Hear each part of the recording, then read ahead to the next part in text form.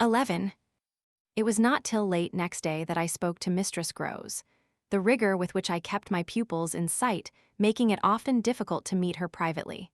And the more as we each felt the importance of not provoking, on the part of the servants quite as much as on that of the children, any suspicion of a secret flurry or that of a discussion of mysteries. I drew a great security in this particular from her mere smooth aspect. There was nothing in her fresh face to pass on to others my horrible confidences. She believed me, I was sure, absolutely. If she had, I don't know what would have become of me, for I couldn't have borne the business alone. But she was a magnificent monument to the blessing of a want of imagination. And if she could see in our little charges nothing but their beauty and amiability, their happiness and cleverness, she had no direct communication with the sources of my trouble. If they had been at all visibly blighted or battered, she would doubtless have grown, on tracing it back, haggard enough to match them. As matters stood, however, I could feel her, when she surveyed them, with her large white arms folded and the habit of serenity in all her look, thank the Lord's mercy that if they were ruined the pieces would still serve. Flights of fancy gave place, in her mind, to a steady fireside glow, and I had already begun to perceive how, with the development of the conviction that, as time went on without a public accident, our young things could, after all, look out for themselves, she addressed her greatest solicitude to the sad case presented by their instructress. That for myself was a sound simplification. I could engage that, to the world, my face should tell no tales, but it would have been, in the conditions, an immense added strain to find myself anxious about hers. At the hour I now speak of she had joined me, under pressure, on the terrace, where, with the lapse of the season, the afternoon sun was now agreeable. And we sat there together while, before us at a distance, but within call if we wished, the children strolled to and fro in one of their most manageable moods. They moved slowly, in unison, below us. Over the lawn, the boy, as they went, reading aloud from a storybook and passing his arm round his sister to keep her quite in touch. Mistress Groves watched them with positive placidity. Then I caught the suppressed intellectual creak with which she conscientiously turned to take from me a view of the back of the tapestry. I had made her a receptacle of lurid things, but there was an odd recognition of my superiority, my accomplishments and my function, in her patience under my pain. She offered her mind to my disclosures as, had I wished to mix a witch's broth and proposed it with assurance, she would have held out a large clean saucepan. This had become thoroughly her attitude by the time that, in my recital of the events of the night, I reached the point of what Miles had said to me when, after seeing him, at such a monstrous hour, almost on the very spot where he happened now to be, I had gone down to bring him in, choosing then, at the window, with a concentrated need of not alarming the house, rather that method than a signal more resonant. I had left her meanwhile in little doubt of my small hope, of representing with success, even to her actual sympathy, my sense of the real splendor of the little inspiration with which, after I had got him into the house, the boy met my final articulate challenge. As soon as I appeared in the moonlight on the terrace, he had come to me as straight as possible, on which I had taken his hand without a word and led him, through the dark spaces, up the staircase where Quint had so hungrily hovered for him, along the lobby where I had listened and trembled, and so to his forsaken room. Not a sound on the way had passed between us, and I had wondered, oh, how I had wondered, if he were groping about in his little mind for something plausible and not too grotesque.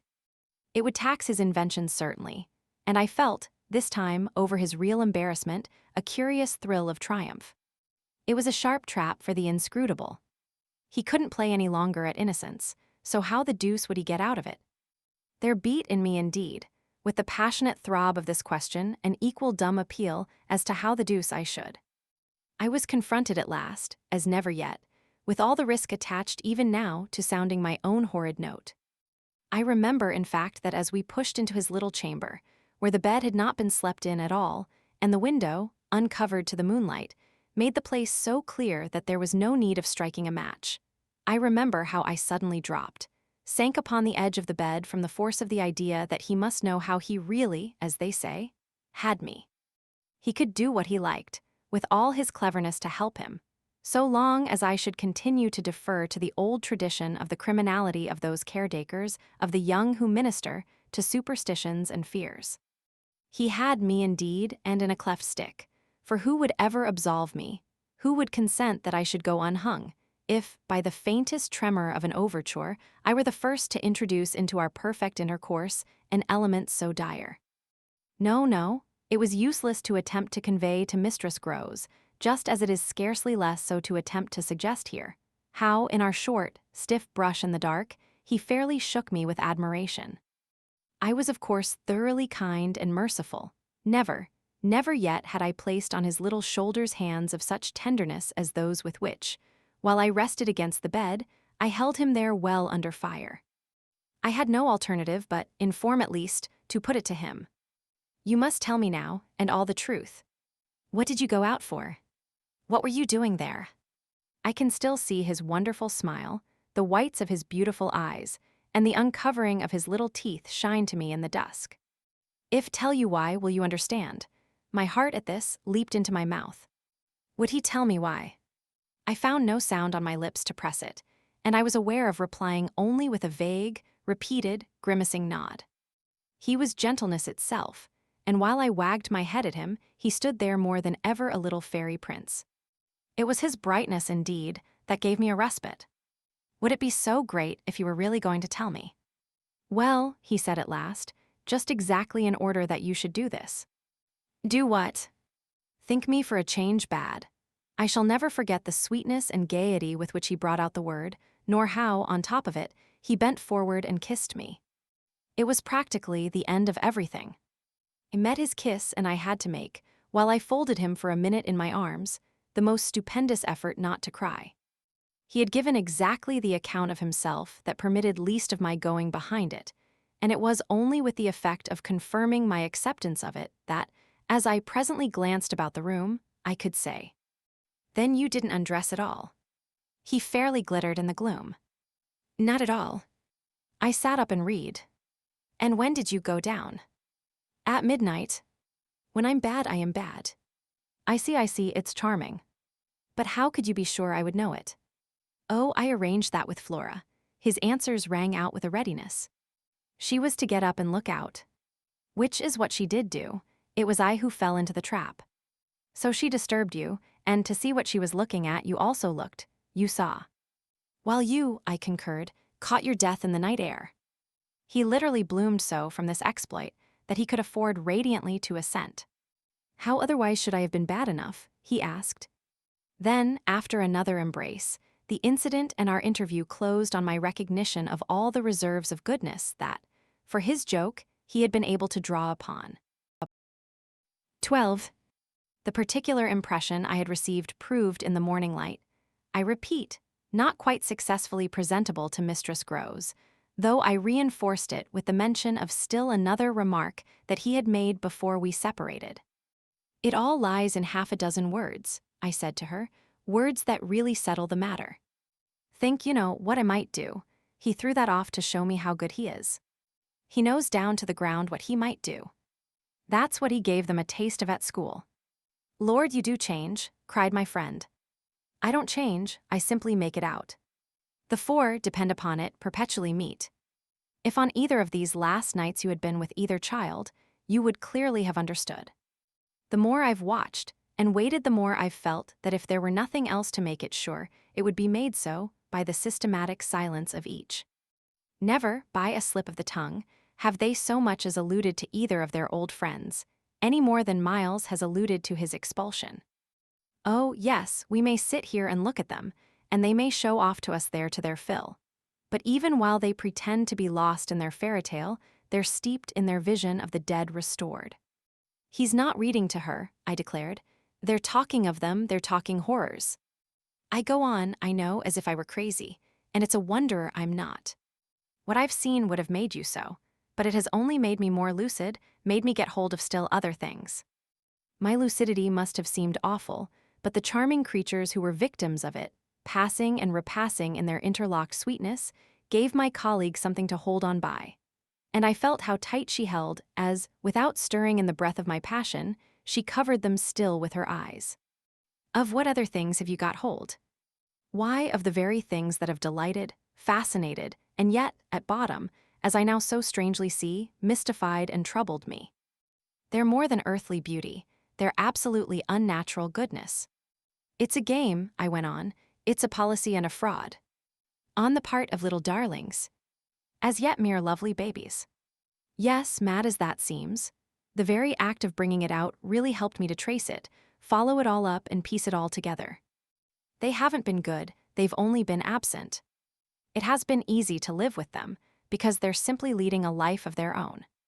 They're not mine, they're not ours. They're his and they're hers. Quint S and that woman S. Quint S and that woman S. They want to get to them. Oh, how at this, poor Mistress Grows appeared to study them. But for what? For the love of all the evil that, in those dreadful days, the pair put into them. And to ply them with that evil still, to keep up the work of demons, is what brings the others back. Laws, said my friend under her breath. The exclamation was homely, but it revealed a real acceptance of my further proof of what, in the bad time, for there had been a worse even than this, must have occurred. There could have been no such justification for me as the plain assent of her experience to whatever depth of depravity I found credible in our brace of scoundrels. It was in obvious submission of memory that she brought out after a moment. They were rascals. But what can they now do? She pursued. Do? I echoed so loud that Miles and Flora, as they passed at their distance, paused an instant in their walk and looked at us. Don't they do enough? I demanded in a lower tone, while the children, having smiled and nodded and kissed hands to us, resumed their exhibition. We were held by it a minute, then I answered, They can destroy them. At this my companion did turn, but the inquiry she launched was a silent one, the effect of which was to make me more explicit. They don't know as yet quite how, but they're trying hard. They're seen only across, as it were, and beyond, in strange places and on high places, the top of towers, the roof of houses, the outside of windows, the further edge of pools. But there's a deep design, on either side, to shorten the distance and overcome the obstacle. And the success of the tempters is only a question of time. They've only to keep to their suggestions of danger. For the children to come. And perish in the attempt. Mistress Grows slowly got up, and I scrupulously added, unless, of course, we can prevent. Standing there before me while I kept my seat, she visibly turned things over. Their uncle must do the preventing. He must take them away. And who's to make him? She had been scanning the distance, but she now dropped on me a foolish face. You, miss. By writing to him that his house is poisoned, and his little nephew and niece mad. But if they are, miss, and if I am myself, you mean, that's charming news to be sent him by a governess whose prime undertaking was to give him no worry. Mistress Grows considered, following the children again. Yes, he do hate worry. That was the great reason. Why those fiends took him in so long. No doubt, though his indifference must have been awful. As I'm not a fiend, at any rate, I shouldn't take him in. My companion, after an instant and for all answer, sat down again and grasped my arm. Make him at any rate come to you. I stared. To me, I had a sudden fear of what she might do. Him. He ought to be here, he ought to help. I quickly rose, and I think I must have shown her a queerer face than ever yet. You see me asking him for a visit? No, with her eyes on my face she evidently couldn't. Instead of it even, as a woman reads another, she could see what I myself saw. His derision, his amusement, his contempt for the breakdown of my resignation at being left alone, and for the fine machinery I had set in motion to attract his attention to my slighted charms. She didn't know, no one knew, how proud I had been to serve him and to stick to our terms. Yet she nonetheless took the measure, I think, of the warning I now gave her. If you should so lose your head as to appeal to him for me. She was really frightened. Yes, miss. I would leave on the spot both him and you. 13. It was all very well to join them, but speaking to them proved quite as much as ever an effort beyond my strength, offered, in close quarters, difficulties as insurmountable as before. This situation continued a month, and with new aggravations and particular notes, the note above all, sharper and sharper, of the small ironic consciousness on the part of my pupils. It was not, I am as sure today as I was sure then, my mere infernal imagination. It was absolutely traceable that they were aware of my predicament, and that this strange relation made, in a manner, for a long time, the air in which we moved. I don't mean that they had their tongues in their cheeks or did anything vulgar, for that was not one of their dangers. I do mean, on the other hand, that the element of the unnamed and untouched became, between us, greater than any other, and that so much avoidance could not have been so successfully effected without a great deal of tacit arrangement. It was as if, at moments, we were perpetually coming into sight of subjects before which we must stop short, turning suddenly out of alleys that we perceived to be blind, closing with a little bang that made us look at each other. For, like all bangs, it was something louder than we had intended, the doors we had indiscreetly opened. All roads lead to Rome, and there were times when it might have struck us that almost every branch of study or subject of conversation skirted forbidden ground. Forbidden ground was the question of the return of the dead in general, and of whatever, in especial, might survive, in memory, of the friends little children had lost. There were days when I could have sworn that one of them had, with a small invisible nudge, said to the other, "She thinks she'll do it this time, but she won't." To do it would have been to indulge, for instance, and for once in a way, in some direct reference to the lady who had prepared them for my discipline. They had a delightful, endless appetite for passages in my own history, to which I had again and again treated them. They were in possession of everything that had ever happened to me, had, with every circumstance, the story of my smallest adventures, and of those of my brothers and sisters, and of the cat and the dog at home, as well as many particulars of the eccentric nature of my father, of the furniture and arrangement of our house, and of the conversation of the old women of our village. There were things enough, taking one with another, to chatter about, if one went very fast and knew by instinct when to go round. They pulled with an art of their own the strings of my invention and my memory, and nothing else perhaps, when I thought of such occasions afterward, gave me so the suspicion of being watched from under cover. It was in any case over my life, my past, and my friends alone that we could take anything like our ease, a state of affairs that led them sometimes, without the least pertinence, to break out into sociable reminders. I was invited, with no visible connection, to repeat afresh Goody Gosling's celebrated mot, or to confirm the details already supplied as to the cleverness of the vicarage pony. It was partly at such junctures as these, and partly at quite different ones, that, with the turn my matters had now taken, my predicament, as I have called it, grew most sensible. The fact that the days passed for me without another encounter ought, it would have appeared, to have done something towards soothing my nerves. Since the light brush, that second night on the upper landing, of the presence of a woman at the foot of the stair, I had seen nothing, whether in or out of the house, that one had better not have seen. There was many a corner round which I expected to come upon Quint, and many a situation that, in a merely sinister way, would have favored the appearance of Miss Jessel. The summer had turned, the summer had gone. The autumn had dropped upon Bly and had blown out half our lights. The place, with its gray sky and withered garlands, its bared spaces and scattered dead leaves, was like a theater after the performance, all strewn with crumpled playbills. There were exactly states of the air, conditions of sound and of stillness, unspeakable impressions of the kind of ministering moment, that brought back to me, long enough to catch it, the feeling of the medium in which, that June evening out of doors, I had had my first sight of Quint, and in which, too, at those other instants, I had, after seeing him through the window, looked for him in vain in the circle of shrubbery.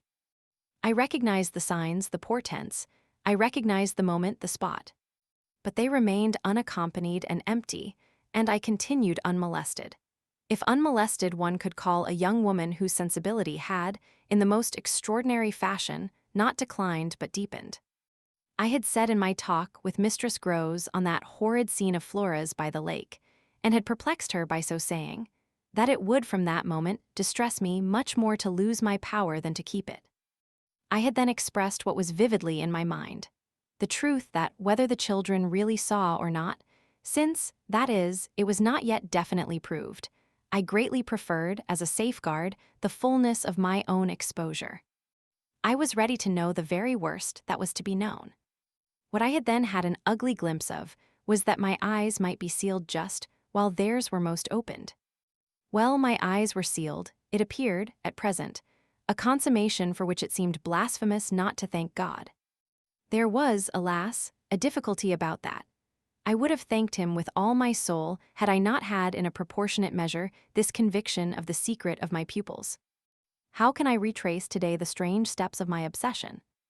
There were times of our being together when I would have been ready to swear that, literally, in my presence, but with my direct sense of it closed, they had visitors who were known and were welcome. Then it was that, had I not been deterred by the very chance that such an injury might prove greater than the injury to be averted, my exultation would have broken out.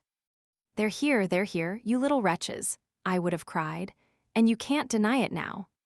The little wretches denied it with all the added volume of their sociability and their tenderness, in just the crystal depths of which, like the flash of a fish in a stream, the mockery of their advantage peeped up. The shock, in truth, had sunk into me still deeper than I knew on the night when, looking out to see either Quint or Miss Jessel under the stars, I had beheld the boy over whose rest I watched, and who had immediately brought in with him, had straightway, there, turned it on me, the lovely upward look with which, from the battlements above me, the hideous apparition of Quint had played. If it was a question of a scare, my discovery on this occasion had scared me more than any other, and it was in the condition of nerves produced by it that I made my actual inductions. They harassed me so that sometimes, at odd moments, I shut myself up audibly to rehearse. It was at once a fantastic relief and a renewed despair, the manner in which I might come to the point. I approached it from one side and the other while, in my room, I flung myself about, but I always broke down in the monstrous utterance of names. As they died away on my lips, I said to myself that I should indeed help them to represent something infamous, if, by pronouncing them, I should violate as rare a little case of instinctive delicacy as any schoolroom, probably, had ever known. When I said to myself, "They have the manners to be silent, and you, trusted as you are, the baseness to speak," I felt myself crimson, and I covered my face with my hands. After these secret scenes I chattered more than ever, going on volubly enough till one of our prodigious palpable hushes occurred. I can call them nothing else. The strange, dizzy lift or swim, I try for terms, into a stillness, a pause of all life, that had nothing to do with the more or less noise that at the moment we might be engaged in making, and that I could hear through any deepened exhilaration or quickened recitation or louder strum of the piano. Then it was that the others, the outsiders, were there. Though they were not angels, they passed, as the French say, causing me, while they stayed, to tremble with the fear of their addressing to their younger victims some yet more infernal message or more vivid image than they had thought good enough for myself. What it was most impossible to get rid of was the cruel idea that, whatever I had seen, Miles and Flora saw more, things terrible and unguessable, and that sprang from dreadful passages of intercourse in the past. Such things naturally left on the surface, for the time, a chill which we vociferously denied that we felt. And we had, all three, with repetition, got into such splendid training that we went, each time, almost automatically, to mark the close of the incident, through the very same movements. It was striking of the children, at all events, to kiss me inveterately with a kind of wild irrelevance, and never to fail, one or the other, of the precious question that had helped us through many a peril. "When do you think he will come? Don't you think we ought to write?" There was nothing like that inquiry, we found by experience, for carrying off an awkwardness. He, of course, was their uncle in Harley Street, and we lived in much profusion of theory that he might at any moment arrive to mingle in our circle. It was impossible to have given less encouragement than he had done to such a doctrine. But if we had not had the doctrine to fall back upon, we should have deprived each other of some of our finest exhibitions. He never wrote to them. That may have been selfish, but it was a part of the flattery of his trust of me. For the way in which a man pays his highest tribute to a woman is apt to be but by the more festal celebration of one of the sacred laws of his comfort. And I held that I carried out the spirit of the pledge given not to appeal to him, when I let my charges understand that their own letters were but charming literary exercises. They were too beautiful to be posted. I kept them myself. I have them all to this hour. This was a rule indeed, which only added to the satiric effect of my being plied, with the supposition that he might at any moment be among us. It was exactly as if my charges knew how almost more awkward than anything else that might be for me. There appears to me, moreover, as I look back, no note in all this more extraordinary than the mere fact that, in spite of my tension and of their triumph, I never lost patience with them. Adorable they must in truth have been, I now reflect, that I didn't in these days hate them. Would exasperation, however, if relief had longer been postponed, finally have betrayed me? It little matters, for relief arrived. I call it relief, though it was only the relief that a snap brings to a strain or the burst of a thunderstorm to a day of suffocation. It was at least change, and it came with a rush. 14. Walking to church a certain Sunday morning, I had little Miles at my side and his sister, in advance of us and at Mistress Grove's, well in sight. It was a crisp, clear day, the first of its order for some time. The night had brought a touch of frost, and the autumn air, bright and sharp, made the church bells almost gay. It was an odd accident of thought that I should have happened at such a moment, to be particularly and very gratefully struck with the obedience of my little charges. Why did they never resent my inexorable, my perpetual society? Something or other had brought nearer home to me that I had all but pinned the boy to my shawl, and that, in the way our companions were marshaled before me, I might have appeared to provide against some danger of rebellion. I was like a jailer, with an eye to possible surprises and escapes. But all this belonged, I mean their magnificent little surrender, just to the special array of the facts that were most abysmal. Turned out for Sunday by his uncle's tailor, who had had a free hand and a notion of pretty waistcoats and of his grand little air, Miles's whole title to independence, the rights of his sex and situation, were so stamped upon him that if he had suddenly struck for freedom, I should have had nothing to say. I was by the strangest of chances wondering how I should meet him when the revolution unmistakably occurred. I call it a revolution because I now see how, with the word he spoke, the curtain rose on the last act of my dreadful drama, and the catastrophe was precipitated. "Look here, my dear, you know," he charmingly said, "when in the world, please, am I going back to school?"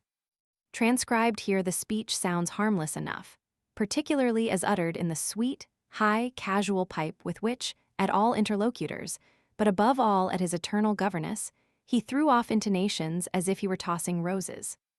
There was something in them that always made one catch, and I caught, at any rate, now so effectually that I stopped as short as if one of the trees of the park had fallen across the road. There was something new on the spot, between us, and he was perfectly aware that I recognized it, though, to enable me to do so, he had no need to look a whit less candid and charming than usual. I could feel in him how he already, from my at first finding nothing to reply, perceived the advantage he had gained. I was so slow to find anything that he had plenty of time, after a minute, to continue with his suggestive but inconclusive smile. "You know, my dear, that for a fellow to be with a lady always." His "my dear" was constantly on his lips for me, and nothing could have expressed more the exact shade of the sentiment with which I desired to inspire my pupils than its fond familiarity. It was so respectfully easy. But oh, how I felt that at present I must pick my own phrases. I remember that, to gain time, I tried to laugh, and I seemed to see in the beautiful face with which he watched me how ugly and queer looked. "And always with the same lady," I returned. He neither blanched nor winked. The whole thing was virtually out between us. "Ah, of course, she's a jolly, perfect lady, but after all, I'm a fellow, don't you see? That's well getting on." I lingered there with him, an instant ever so kindly. "Yes, you're getting on. Oh, but I felt helpless." I have kept to this day the heartbreaking little idea of how he seemed to know that, and to play with it. And you can't say I've not been awfully good, can you? I laid my hand on his shoulder, for, though I felt how much better it would have been to walk on, I was not yet quite able. "No, I can't say that, Miles. Except just that one night, you know." That one night, I couldn't look as straight as he. "Why, when I went out of the house."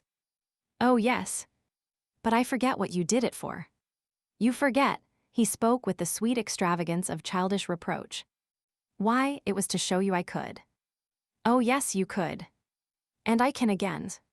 I felt that I might, perhaps, after all, succeed in keeping my wits about me. Certainly. But you won't. No, not that again. It was nothing. It was nothing, I said. But we must go on. He resumed our walk with me, passing his hand into my arm. Then when am I going back?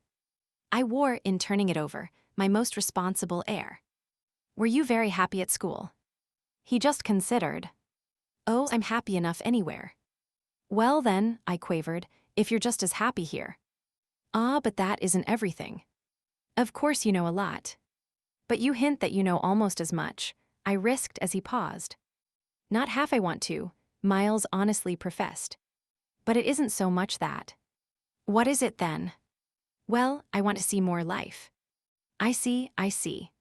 We had arrived within sight of the church and of various persons, including several of the household of Bly, on their way to it, and clustered about the door to see us go in. I quickened our step. I wanted to get there before the question between us opened up much further. I reflected hungrily that, for more than an hour, he would have to be silent. And I thought with envy of the comparative dusk of the pew and of the almost spiritual help of the hassock on which I might bend my knees. I seemed literally to be running a race with some confusion to which he was about to reduce me, but I felt that he had got in first when, before we had even entered the churchyard, he threw out, "I want my own sort." It literally made me bound forward. There are not many of your own sort, Miles, I laughed. Unless perhaps dear little Flora. You really compare me to a baby girl. This found me singularly weak. Don't you then love our sweet Flora? If I didn't, and you too, if I didn't, he repeated as if retreating for a jump, yet leaving his thought so unfinished that, after we had come into the gate, another stop, which he imposed on me by the pressure of his arm, had become inevitable. Mistress Groves and Flora had passed into the church, the other worshippers had followed, and we were, for the minute, alone among the old, thick graves. We had paused on the path from the gate, by a low, oblong, table-like tomb. Yes, if you didn't. He looked while I waited at the graves. Well, you know what? But he didn't move, and he presently produced something that made me drop straight down on the stone slab, as if suddenly to rest. Does my uncle think what you think?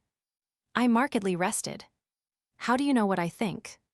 Ah, well, of course I don't, for it strikes me you never tell me. But I mean, does he know? Know what, Miles? Why, the way I'm going on. I perceived quickly enough that I could make, to this inquiry, no answer that would not involve something of a sacrifice of my employer. Yet it appeared to me that we were all, at Bly, sufficiently sacrificed to make that venial. I don't think your uncle much cares. Miles on this stood looking at me. Then don't you think he can be made to? In what way? Why, by his coming down. But who'll get him to come down? I will, the boy said with extraordinary brightness and emphasis. He gave me another look charged with that expression, and then marched off alone into church. 15. The business was practically settled from the moment I never followed him. It was a pitiful surrender to agitation, but my being aware of this had somehow no power to restore me. I only sat there on my tomb and read into what my little friend had said to me the fullness of its meaning. By the time I had grasped the whole of which I had also embraced. For absence, the pretext that I was ashamed to offer my pupils and the rest of the congregation such an example of delay. What I said to myself above all was that Miles had got something out of me, and that the proof of it for him would be just this awkward collapse. He had got out of me that there was something I was much afraid of, and that he should probably be able to make use of my fear to gain, for his own purpose, more freedom. My fear was of having to deal with the intolerable question of the grounds of his dismissal from school, for that was really but the question of the horrors gathered behind. That his uncle should arrive to treat with me of these things was a solution that, strictly speaking, I ought now to have desired to bring on. But I could so little face the ugliness and the pain of it that I simply procrastinated and lived from hand to mouth. The boy, to my deep discomposure, was immensely in the right, was in a position to say to me, either you clear up with my guardian the mystery of this interruption of my studies, or you cease to expect me to lead with you a life that's so unnatural for a boy. What was so unnatural for the particular boy I was concerned with was this sudden revelation of a consciousness and a plan. That was what really overcame me, what prevented my going in. I walked round the church, hesitating, hovering. I reflected that I had already, with him, hurt myself beyond repair. Therefore, I could patch up nothing, and it was too extreme an effort to squeeze beside him into the pew. He would be so much more sure than ever to pass his arm into mine and make me sit there for an hour in close, silent contact with his commentary on our talk. For the first minute since his arrival, I wanted to get away from him. As I paused beneath the high east window and listened to the sounds of worship, I was taken with an impulse that might master me. I felt, completely should I give it the least encouragement. I might easily put an end to my predicament by getting away altogether. Here was my chance, there was no one to stop me, could give the whole thing up, turn my back and retreat. It was only a question of hurrying again, for a few preparations, to the house which the attendance at church of so many of the servants would practically have left unoccupied. No one, in short, could blame me if I should just drive desperately off. What was it to get away, if I got away only till dinner? That would be in a couple of hours, at the end of which, I had the acute prevision. My little pupils would play at innocent wonder about my non-appearance in their train. What did you do, you naughty bad thing? Why in the world to worry us so, and take our thoughts off, too, don't you know? Did you desert us at the very door? I couldn't meet such questions nor, as they asked them, their false little lovely eyes. Yet it was all so exactly what I should have to meet that, as the prospect grew sharp to me, I at last let myself go. I got, so far as the immediate moment was concerned, away. I came straight out of the churchyard and, thinking hard, retraced my steps through the park. It seemed to me that, by the time I reached the house, I had made up my mind I would fly. The Sunday stillness, both of the approaches and of the interior, in which I met no one, fairly excited me with a sense of opportunity.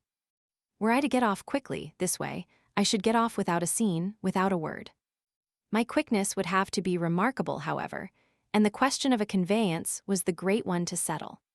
Tormented in the hall with difficulties and obstacles, I remember sinking down at the foot of the staircase, suddenly collapsing there on the lowest step, and then, with a revulsion, recalling that it was exactly where more than a month before, in the darkness of night and just so bowed with evil things, I had seen the specter of the most horrible of women.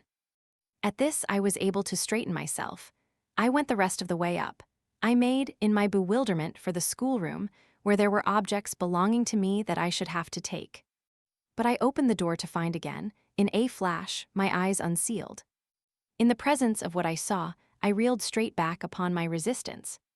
Seated at my own table in clear noonday light, I saw a person whom, without my previous experience, I should have taken at the first blush for some housemaid who might have stayed at home to look after the place, and who, availing herself of rare relief from observation and of the schoolroom table and my pens, ink, and paper, had applied herself to the considerable effort of a letter to her sweetheart.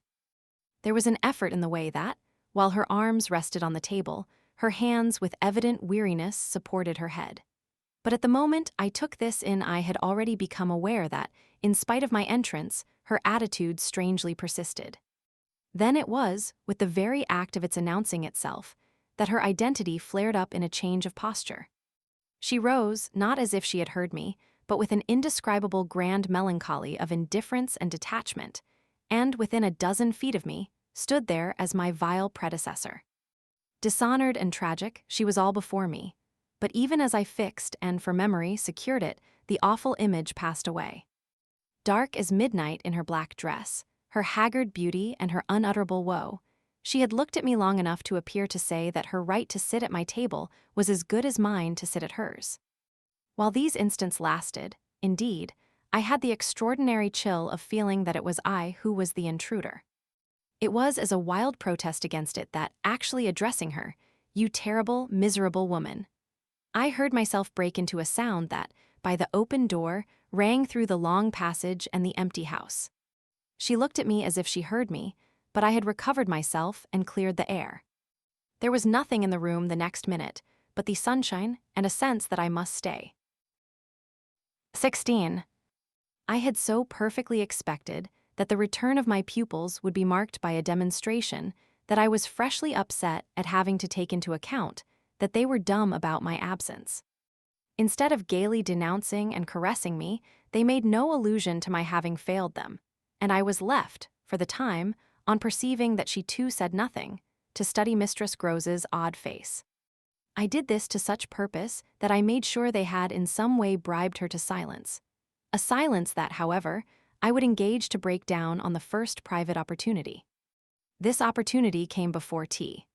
I secured 5 minutes with her in the housekeeper's room, where, in the twilight, amid a smell of lately baked bread, but with the place all swept and garnished, I found her sitting in pained placidity before the fire.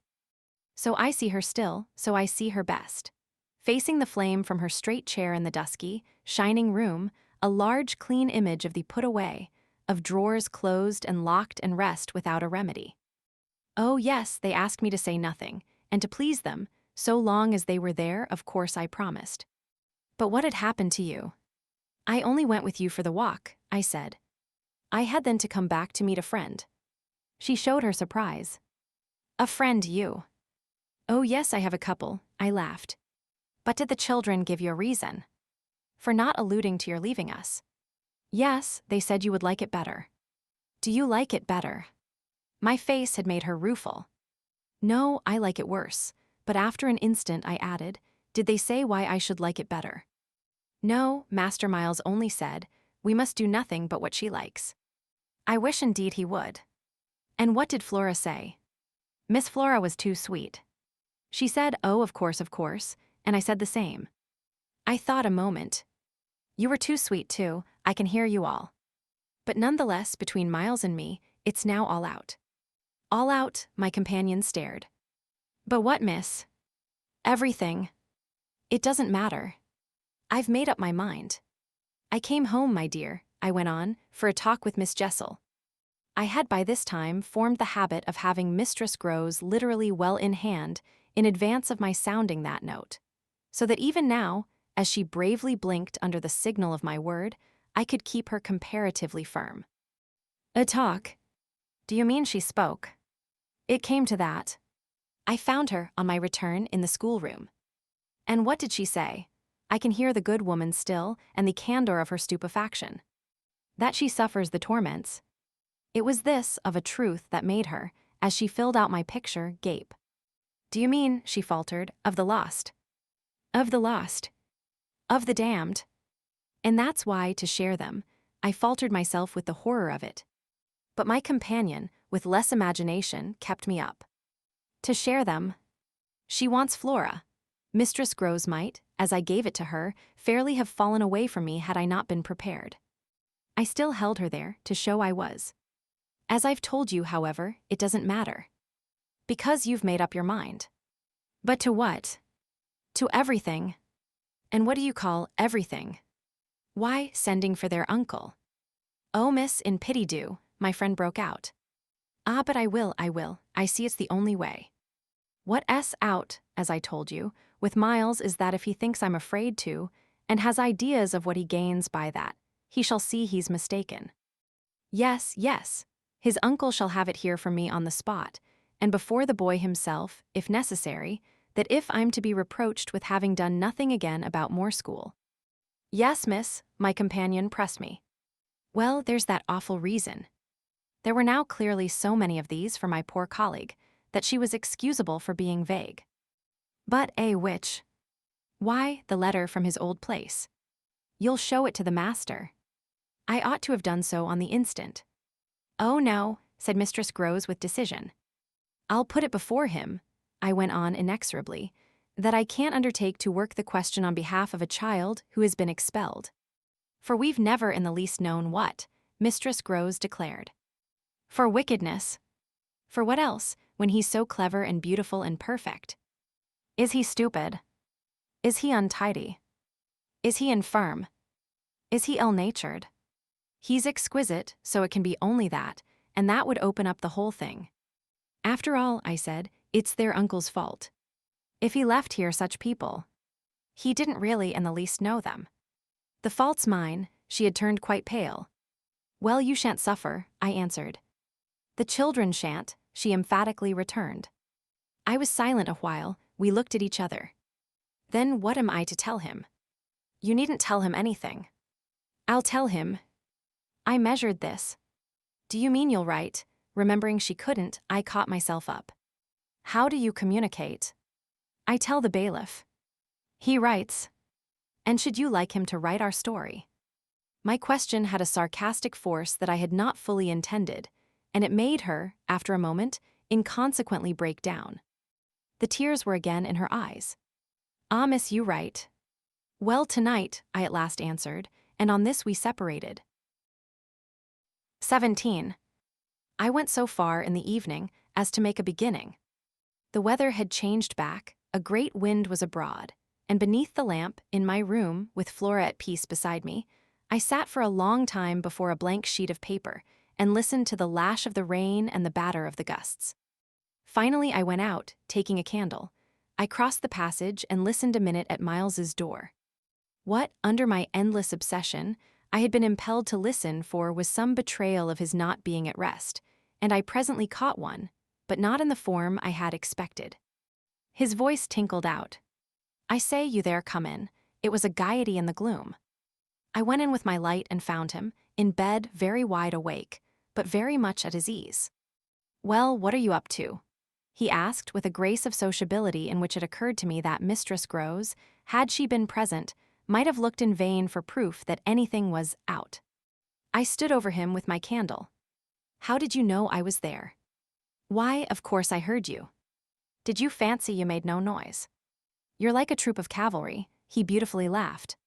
Then you weren't asleep. Not much. I lie awake and think. I had put my candle, designedly, a short way off, and then, as he held out his friendly old hand to me, had sat down on the edge of his bed. What is it, I asked, that you think of? What in the world, my dear, but you?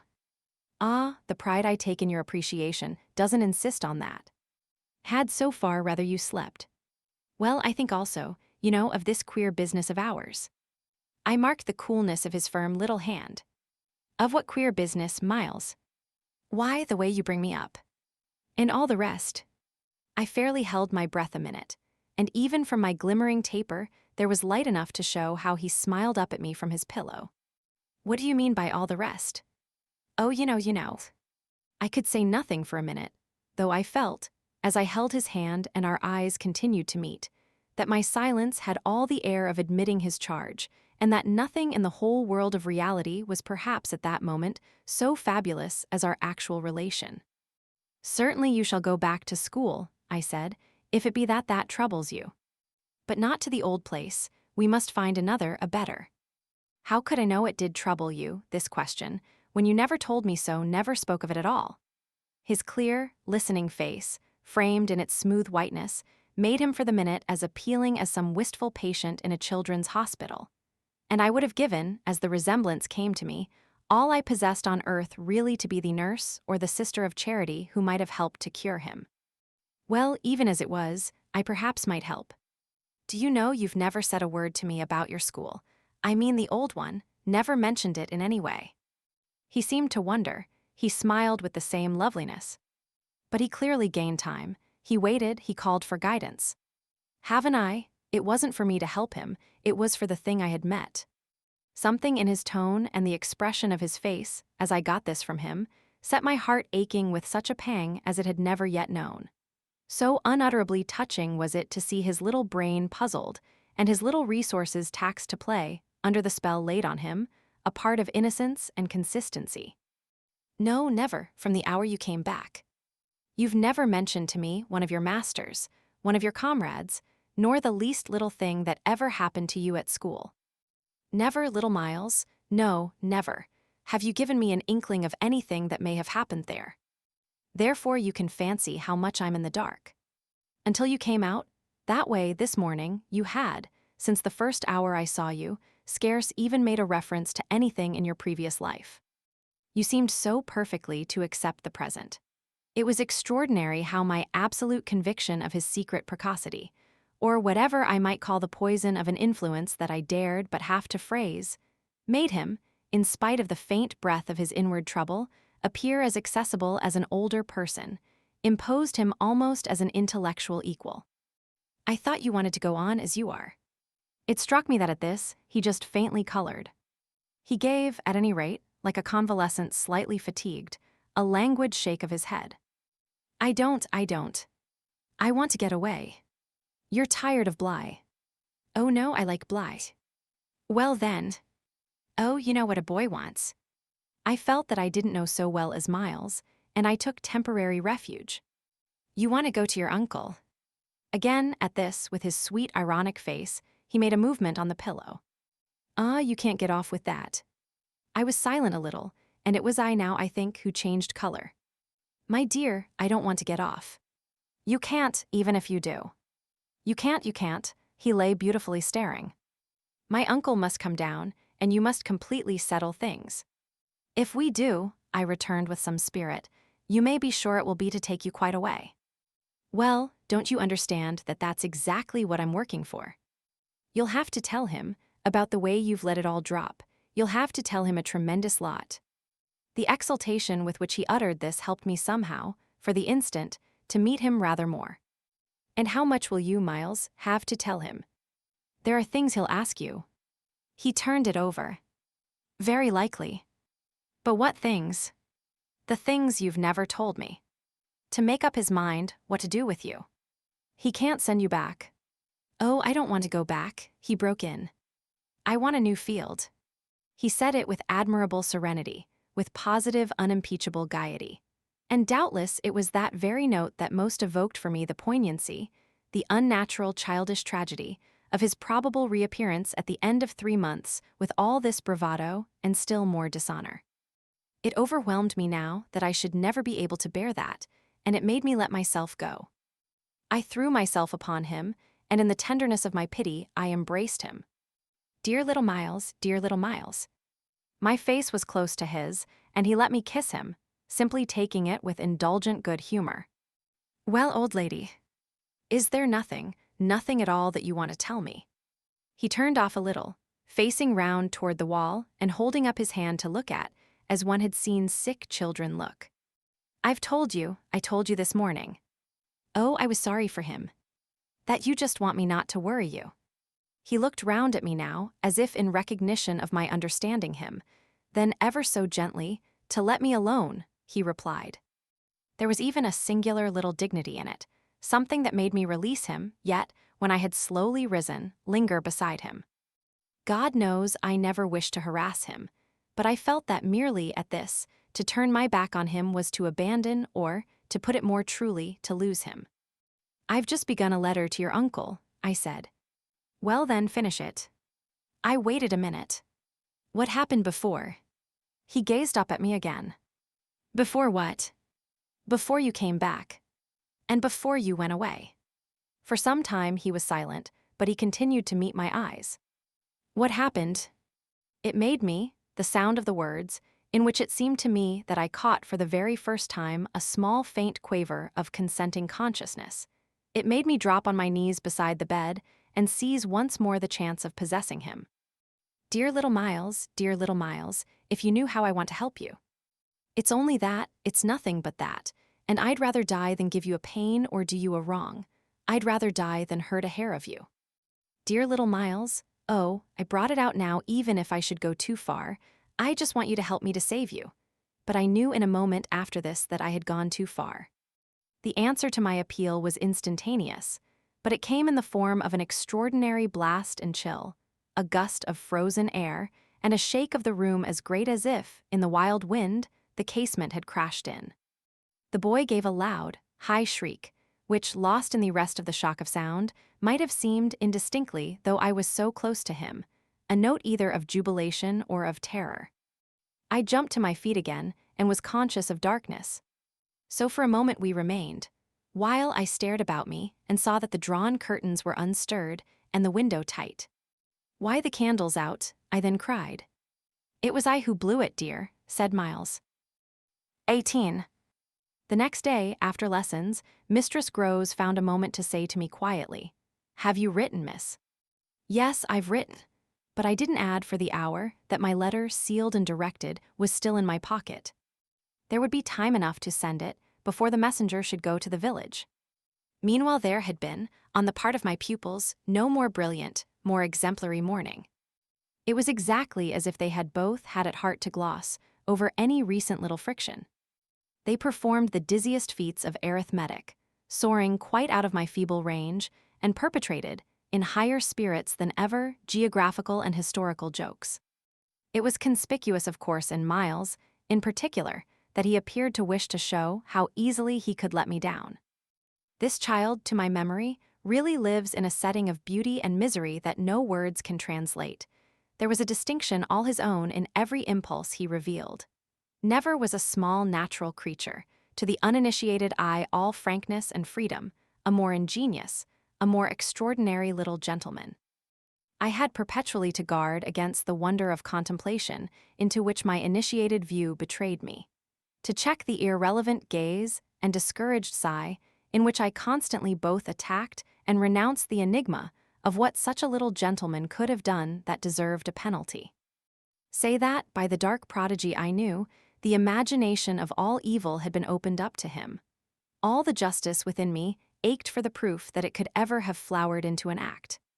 He had never, at any rate, been such a little gentleman as when, after our early dinner on this dreadful day, he came round to me and asked if I shouldn't like him, for half an hour, to play to me.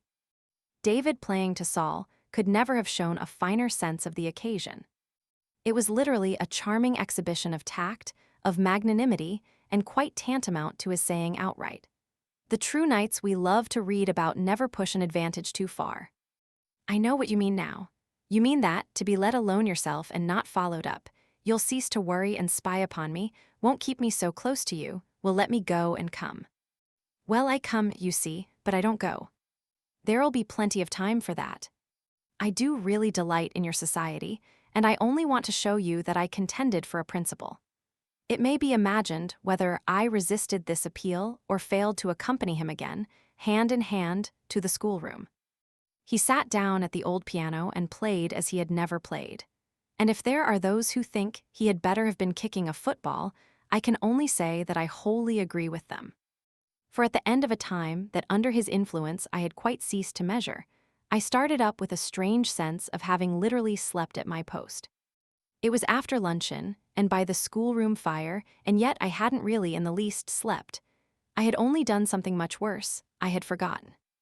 Where, all this time, was Flora?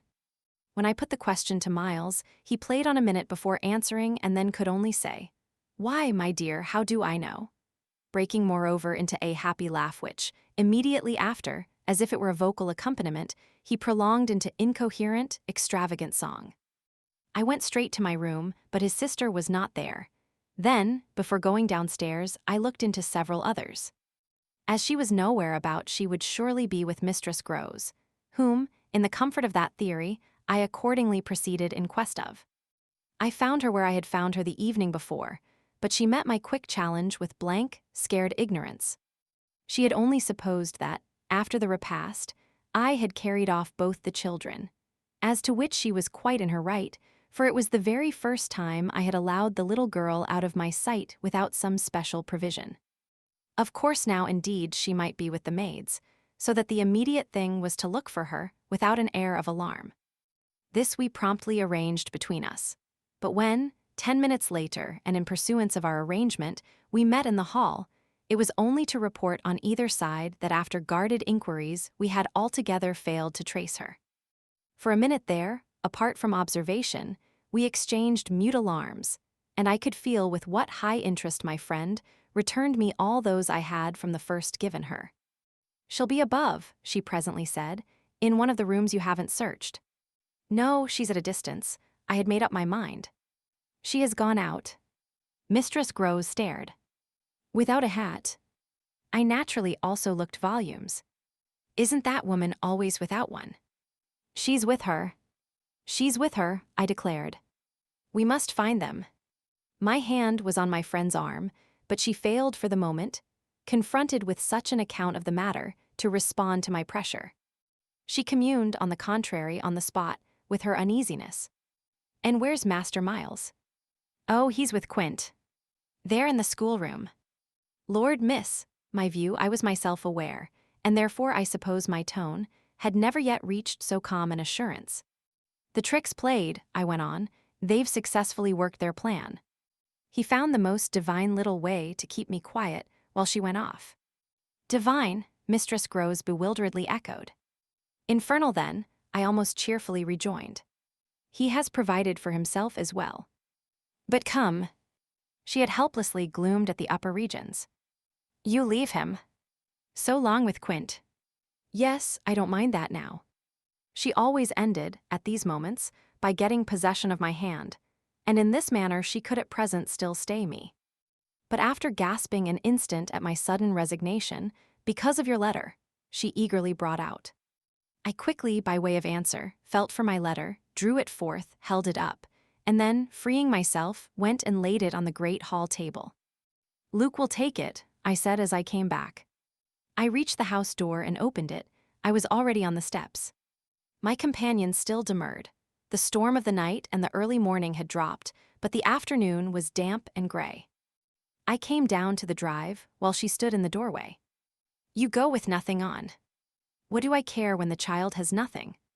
I can't wait to dress, cried, and if you must do so, I leave you. Try meanwhile yourself upstairs. With them, on this, the poor woman promptly joined me. 19. We went straight to the lake, as it was called at Bly, and I dare say rightly called, though I reflect that it may in fact have been a sheet of water less remarkable than it appeared to my untraveled eyes. My acquaintance with sheets of water was small, and the pool of Bly, at all events on the few occasions of my consenting, under the protection of my pupils, to affront its surface in the old flat-bottomed boat moored there for our use, had impressed me both with its extent and its agitation. The usual place of embarkation was half a mile from the house, but I had an intimate conviction that, wherever Flora might be, she was not near home. She had not given me the slip for any small adventure, and, since the day of the very great one that I had shared with her by the pond, I had been aware, in our walks, of the quarter to which she most inclined. This was why I had now given to Mistress Groves's steps so marked a direction that made her, when she perceived it, oppose a resistance that showed me she was freshly mystified. You're going to the water, miss. You think she's in. She may be, though the depth is, I believe, nowhere very great. But what I judge most likely is that she's on the spot from which, the other day, we saw together what I told you. When she pretended not to see. With that astounding self-possession. I've always been sure she wanted to go back alone. And now her brother has managed it for her. Mistress Groves still stood where she had stopped. You suppose they really talk of them?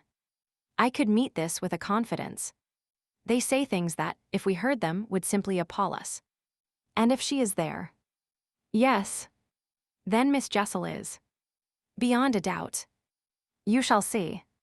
Oh, thank you, my friend cried, planted so firm that, taking it in, I went straight on without her. By the time I reached the pool, however, she was close behind me, and I knew that, whatever, to her apprehension, might befall me, the exposure of my society struck her as her least danger. She exhaled a moan of relief, as we at last came in sight of the greater part of the water, without a sight of the child. There was no trace of Flora on that nearer side of the bank, where my observation of her had been most startling, and none on the opposite edge, where, save for a margin of some 20 yards, a thick copse came down to the water. The pond, oblong in shape, had a width so scant compared to its length that, with its ends out of view, it might have been taken for a scant river. We looked at the empty expanse, and then I felt the suggestion of my friend's eyes. I knew what she meant, and I replied with a negative headshake. No, wait. She has taken the boat. My companion stared at the vacant mooring place, and then again across the lake. Then where is it? Our not seeing it is the strongest of proofs. She has used it to go over, and then has managed to hide it. All alone, that child. She's not alone, and at such times she's not a child. She's an old woman. I scanned all the visible shore while Mistress Groves took again, into the queer element I offered her, one of her plunges of submission. Then I pointed out that the boat might perfectly be in a small refuge formed by one of the recesses of the pool, an indentation masked, for the hither side, by a projection of the bank, and by a clump of trees growing close to the water. "But if the boat's there, where on earth is she?" my colleague anxiously asked. "That's exactly what we must learn," and I started to walk further. "By going all the way round." "Certainly, far as it is. It will take us but 10 minutes, but it's far enough to have made the child prefer not to walk." She went straight over. "Laws!" cried my friend again. The chain of my logic was ever too much for her. It dragged her at my heels even now, and when we had got halfway round, a devious, tiresome process, on ground much broken and by a path choked with overgrowth, I paused to give her breath. I sustained her with a grateful arm, assuring her that she might hugely help me, and this started us afresh, so that in the course of but few minutes more, we reached a point from which we found the boat to be where I had supposed it. It had been intentionally left as much as possible out of sight, and was tied to one of the stakes of a fence that came, just there, down to the brink, and that had been an assistance to disembarking. I recognized, as I looked at the pair of short, thick oars, quite safely drawn up, the prodigious character of the feat for a little girl. But I had lived, by this time, too long among wonders, and had panted to too many livelier measures. There was a gate in the fence, through which we passed, and that brought us, after a trifling interval, more into the open. "Then there she is," we both exclaimed at once. Flora, a short way off, stood before us on the grass and smiled as if her performance was now complete. The next thing she did, however, was to stoop straight down and pluck, quite as if it were all she was there for, a big, ugly spray of withered fern. I instantly became sure she had just come out of the copse. She waited for us, not herself taking a step, and I was conscious of the rare solemnity with which we presently approached her. She smiled, and we met, but it was all done in a silence by this time flagrantly ominous. Mistress Groves was the first to break the spell. She threw herself on her knees and, drawing the child to her breast, clasped in a long embrace the little tender, yielding body. While this dumb convulsion lasted, I could only watch it, which I did the more intently when I saw Flora's face peep at me over our companion's shoulder. It was serious now. The flicker had left it, but it strengthened the pang with which I at that moment envied Mistress Groves the simplicity of her relation. Still, all this while, nothing more passed between us save that Flora had let her foolish fern again drop to the ground. What she and I had virtually said to each other was that pretexts were useless now. When Mistress Groves finally got up, she kept the child's hand, so that the two were still before me, and the singular reticence of our communion was even more marked in the frank look she launched me. "I'll be hanged," it said, "if I'll speak." It was Flora who, gazing all over me in candid wonder, was the first. She was struck with our bareheaded aspect. "Why, where are your things?" "Where yours are, my dear," I promptly returned.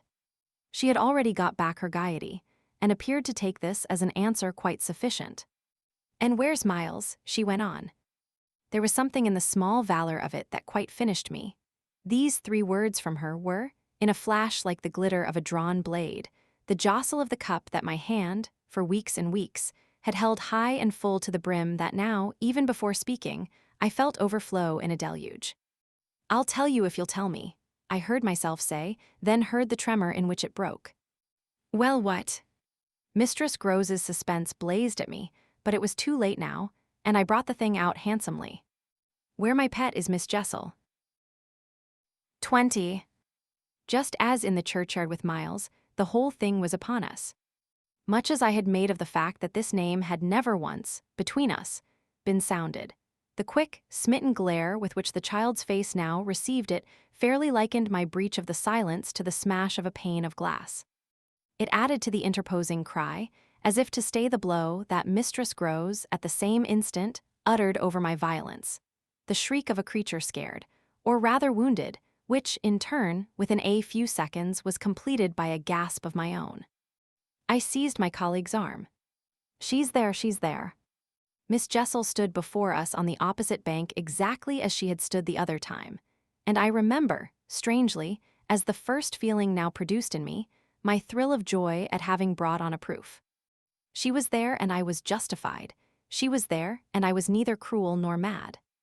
She was there for poor scared Mistress Groves, but she was there most for Flora, and no moment of my monstrous time was perhaps so extraordinary as that in which I consciously threw out to her, with the sense that, pale and ravenous demon as she was, she would catch and understand it, an inarticulate message of gratitude. She rose erect on the spot my friend and I had lately quitted, and there was not, in all the long reach of her desire, an inch of her evil that fell short. This first vividness of vision and emotion were things of a few seconds, during which Mistress Grose's dazed blink across to where I pointed struck me as a sovereign sign that she too at last saw, just as it carried my own eyes precipitately to the child. The revelation then of the manner in which Flora was affected startled me, in truth, far more than it would have done to find her also merely agitated, for direct dismay was of course not what I had expected.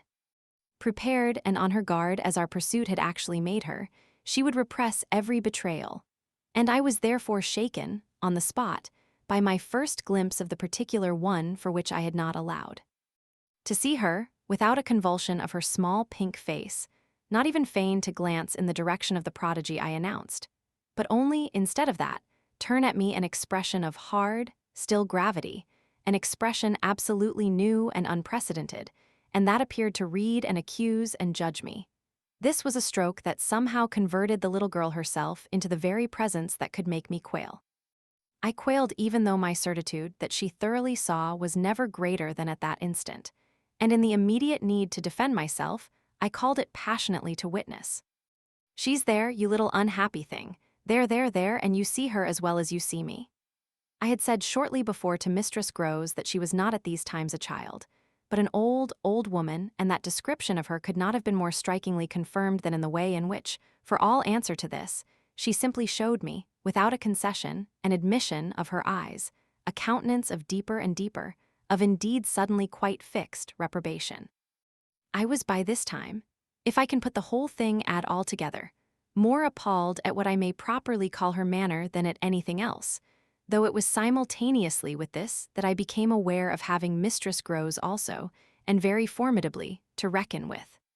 My elder companion, the next moment at any rate, blotted out everything but her own flushed face and her loud, shocked protest, a burst of high disapproval. "What a dreadful turn, to be sure, miss. Where on earth do you see anything?" I could only grasp her more quickly yet, for even while she spoke the hideous plain presence stood undimmed and undaunted. It had already lasted a minute, and it lasted while I continued, seizing my colleague, quite thrusting her at it and presenting her to it, to insist with my pointing hand. "You don't see her exactly as we see. You mean to say you don't now? Now, she's as big as a blazing fire. Only look, dearest woman, look." She looked, even as I did, and gave me, with her deep groan of negation, repulsion, compassion, the mixture with her pity of her relief at her exemption, a sense, touching to me even then, that she would have backed me up if she could. I might well have needed that, for with this hard blow of the proof that her eyes were hopelessly sealed, I felt my own situation horribly crumble. I saw my livid predecessor press, from her position, on my defeat, and I was conscious, more than all, of what I should have from this instant to deal with in the astounding little attitude of Flora. Into this attitude Mistress Grose immediately and violently entered, breaking, even while there pierced through my sense of ruin a prodigious private triumph, into breathless reassurance. "She isn't there, little lady, and nobody's there, and you never see nothing, my sweet. How can poor Miss Jessel, when poor Miss Jessel's dead and buried? We know, don't we, love?" And she appealed, blundering in, to the child. "It's all a mere mistake and a worry and a joke, and we'll go home as fast as we can."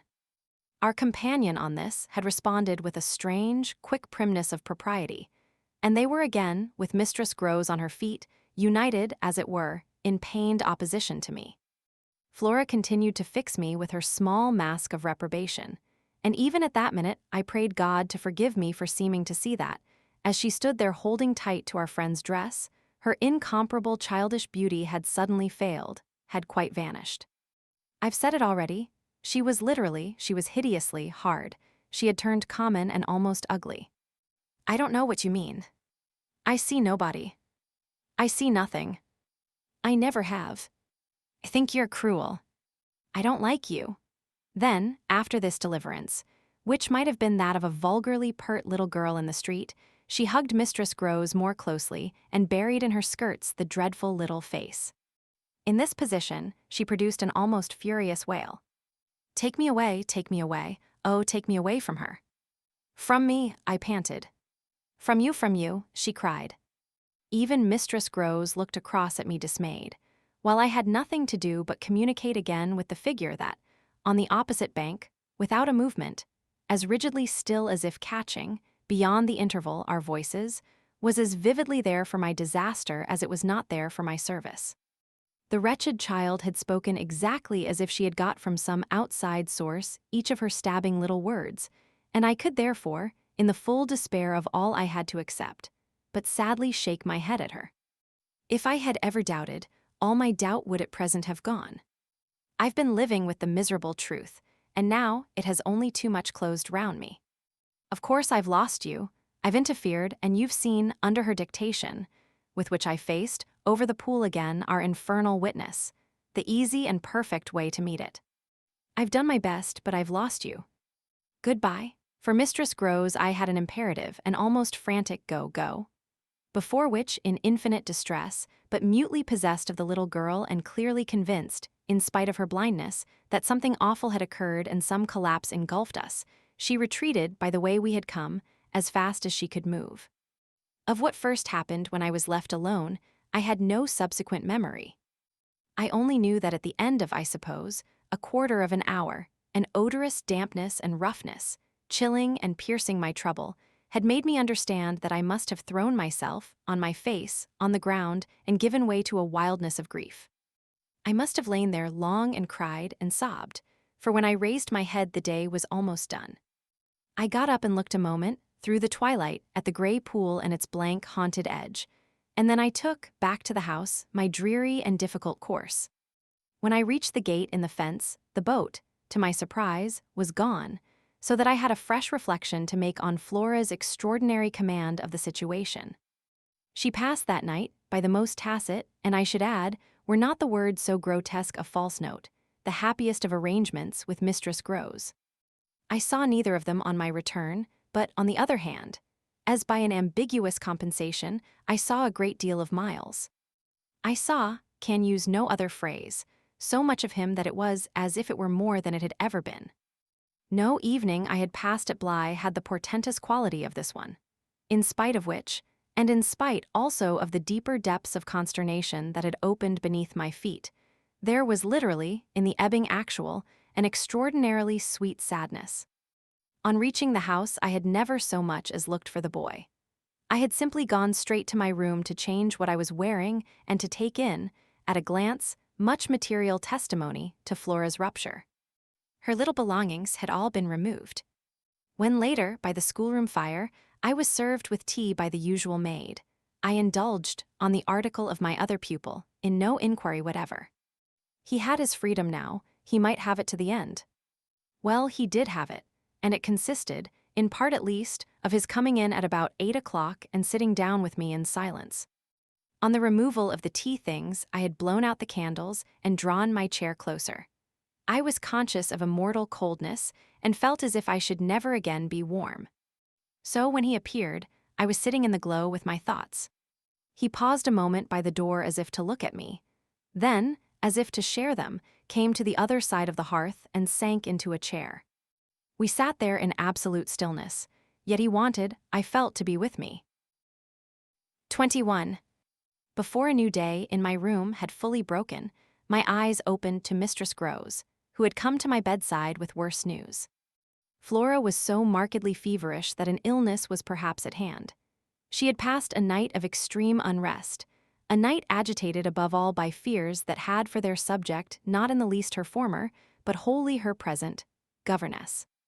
It was not against the possible re-entrance of Miss Jessel on the scene that she protested. It was conspicuously and passionately against mine. I was promptly on my feet, of course, and with an immense deal to ask, the more that my friend had discernibly now girded her loins to meet me once more. This I felt as soon as I had put to her the question of her sense of the child's sincerity, as against my own. She persists in denying to you that she saw, or has ever seen, anything. My visitor's trouble, truly, was great. Ah, miss, it isn't a matter on which I can push her.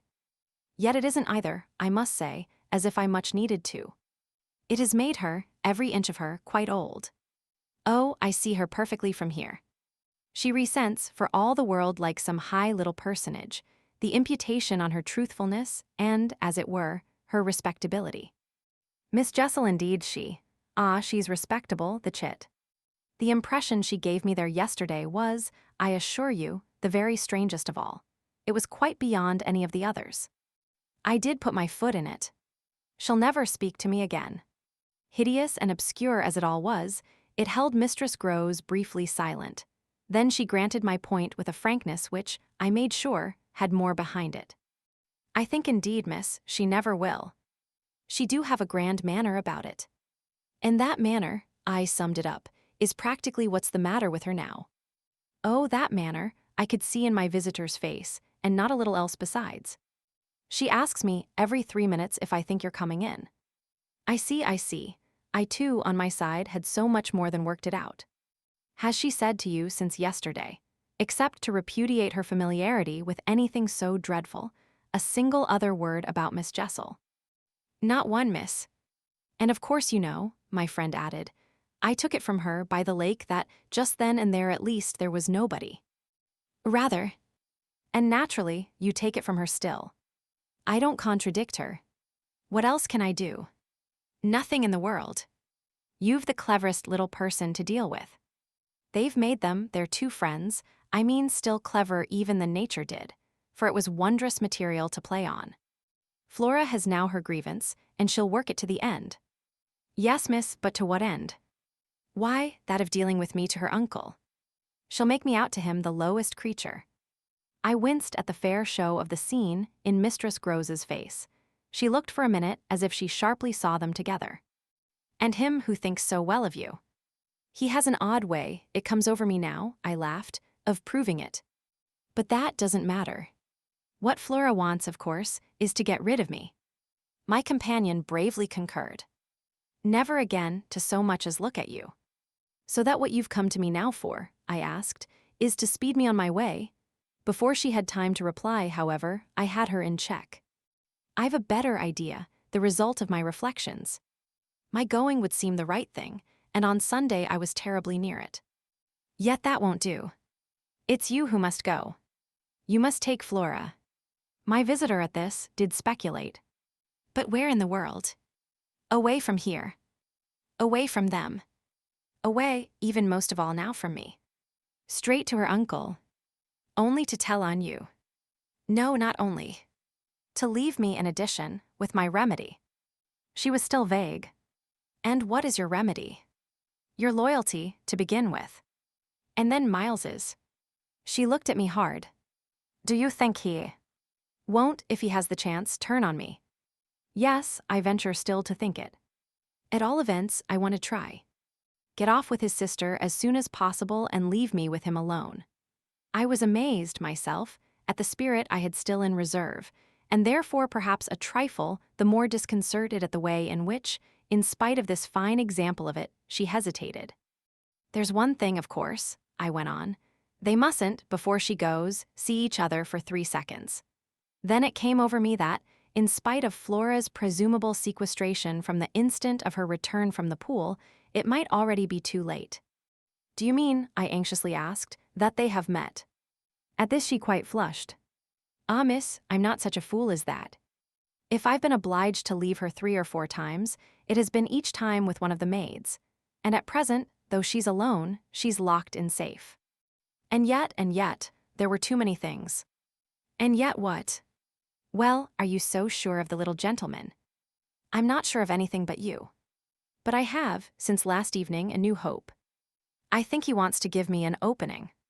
I do believe that, poor little exquisite wretch, he wants to speak. Last evening, in the firelight and the silence, he sat with me for 2 hours as if it were just coming. Mistress Groves looked hard, through the window at the gray, gathering day. And did it come? No, though I waited and waited, I confess it didn't. And it was without a breach of the silence, or so much as a faint allusion to his sister's condition and absence, that we at last kissed for good night. All the same, I continued, I can't, if her uncle sees her, consent to his seeing her brother without my having given the boy, and most of all because things have got so bad, a little more time. My friend appeared on this ground more reluctant than I could quite understand. What do you mean by more time? Well, a day or two, really to bring it out. He'll then be on my side, of which you see the importance. If nothing comes, I shall only fail, and you will, at the worst, have helped me by doing, on your arrival in town, whatever you may have found possible. So I put it before her, but she continued for a little so inscrutably embarrassed that I came again to her aid. Unless, indeed, I wound up, you really want not to go. I could see it in her face at last clear itself. She put out her hand to me as a pledge. I'll go. I'll go this morning. I wanted to be very just. If you should wish still to wait, I would engage she shouldn't see me. No, it's the place itself. She must leave it.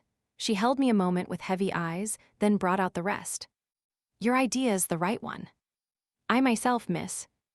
Well, I can't stay. The look she gave me with it made me jump at possibilities. You mean that, since yesterday, you have seen? She shook her head with dignity. I've heard. From that child horrors. There, she sighed with tragic relief.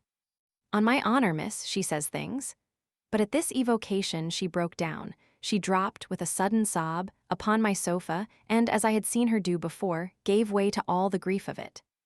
It was quite in another manner that I, for my part, let myself go. Oh, thank God! She sprang up again at this, drying her eyes with a groan. Thank God! It so justifies me. It does that, miss. I couldn't have desired more emphasis, but I just hesitated. She's so horrible. I saw my colleague scarce knew how to put it. Really shocking. And about me.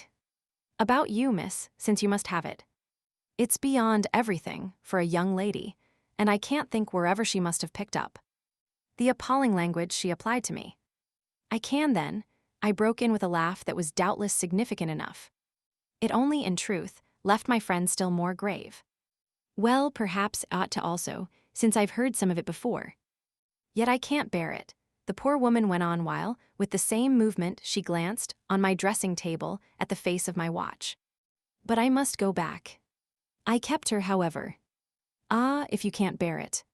How can I stop with her, you mean? Why, just for that, to get her away.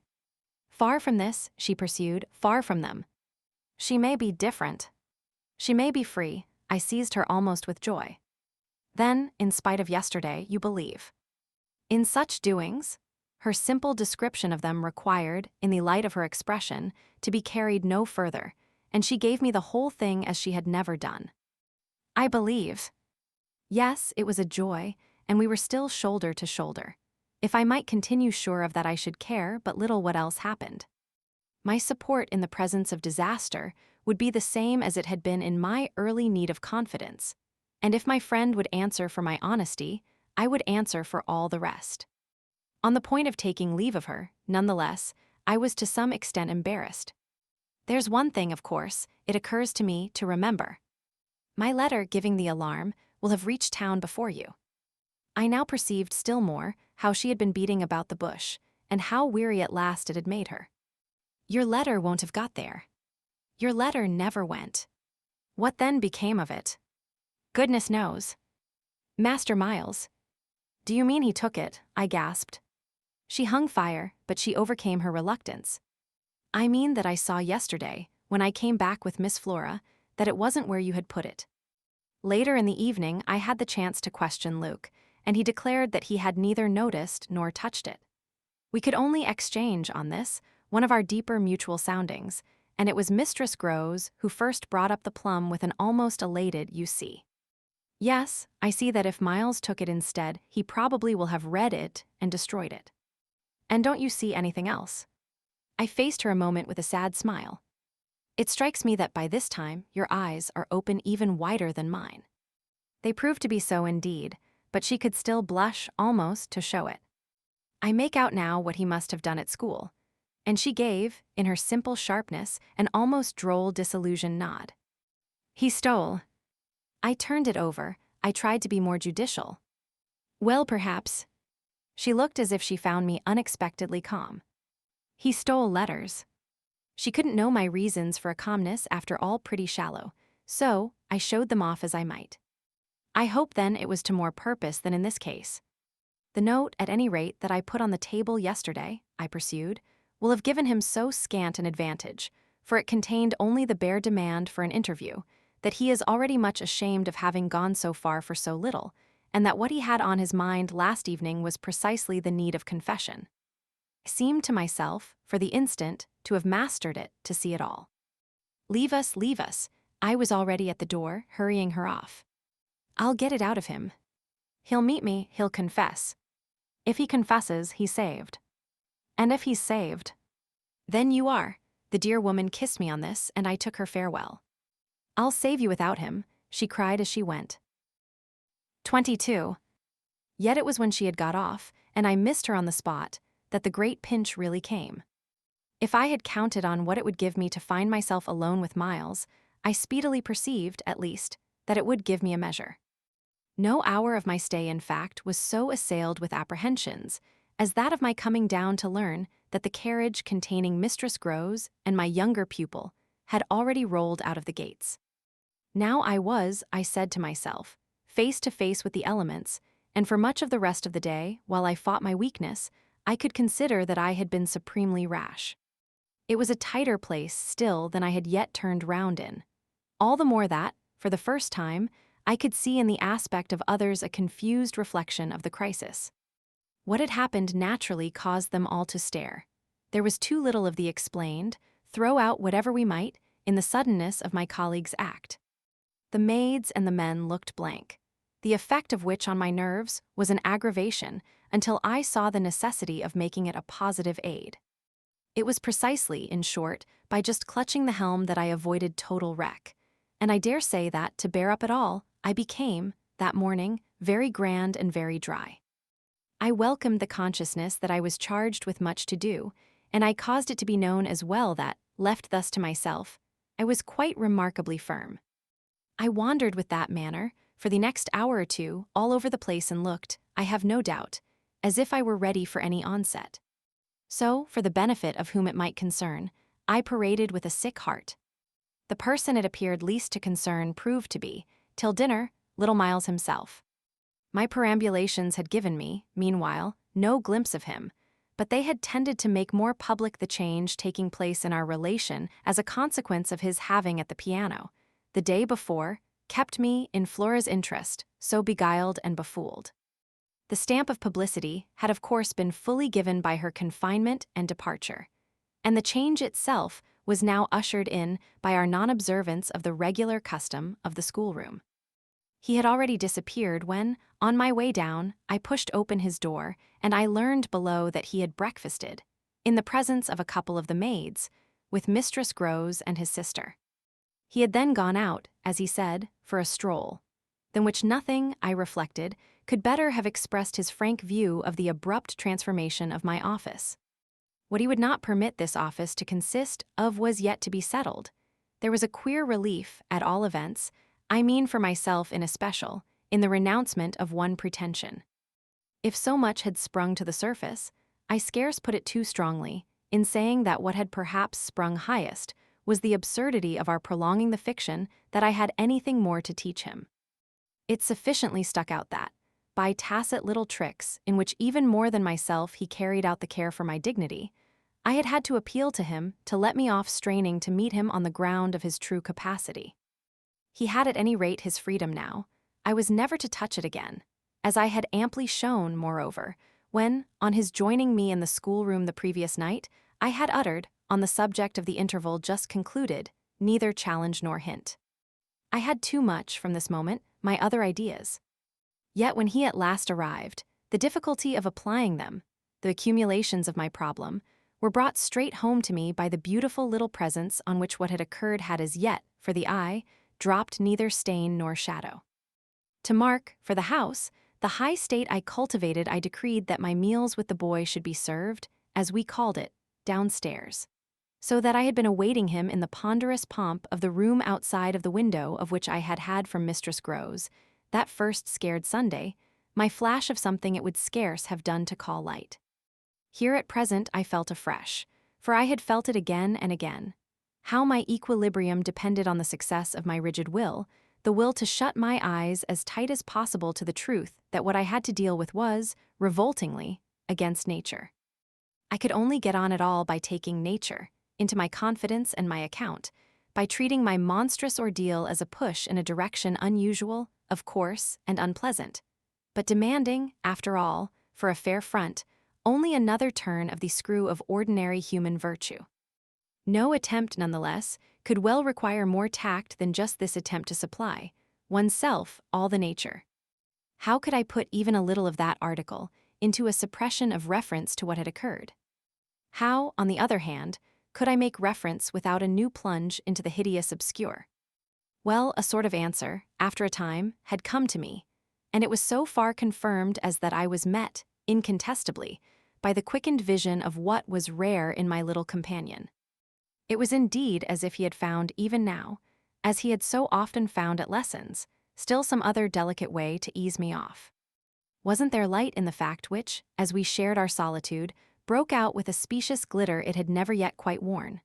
The fact that opportunity aiding, precious opportunity which had now come, it would be preposterous, with a child so endowed, to forego the help one might wrest from absolute intelligence.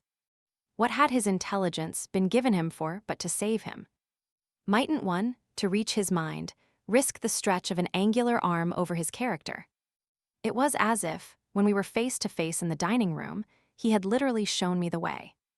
The roast mutton was on the table, and I had dispensed with attendance. Miles, before he sat down, stood a moment with his hands in his pockets and looked at the joint, on which he seemed on the point of passing some humorous judgment. But what he presently produced was, "I say, my dear, is she really very awfully ill?" "Little Flora." "Not so bad, but that she'll presently be better. London will set her up." Bly had ceased to agree with her. "Come here and take your mutts." He alertly obeyed me, carried the plate carefully to his seat, and when he was established went on. Did Bly disagree with her so terribly suddenly? Not so suddenly as you might think. One had seen it coming on. Then why didn't you get her off before? Before what? Before she became too ill to travel. I found myself prompt. She's not too ill to travel. She only might have become so if she had stayed. This was just the moment to seize. The journey will dissipate the influence, oh, I was grand, and carry it off. I see. Miles, for that matter, was grand too. He settled to his repast with the charming little table manner that, from the day of his arrival, had relieved me of all grossness of admonition. Whatever he had been driven from school for, it was not for ugly feeding. He was irreproachable, as always today, but he was unmistakably more conscious. He was discernibly trying to take for granted more things than he found, without assistance, quite easy, and he dropped into peaceful silence while he felt his situation.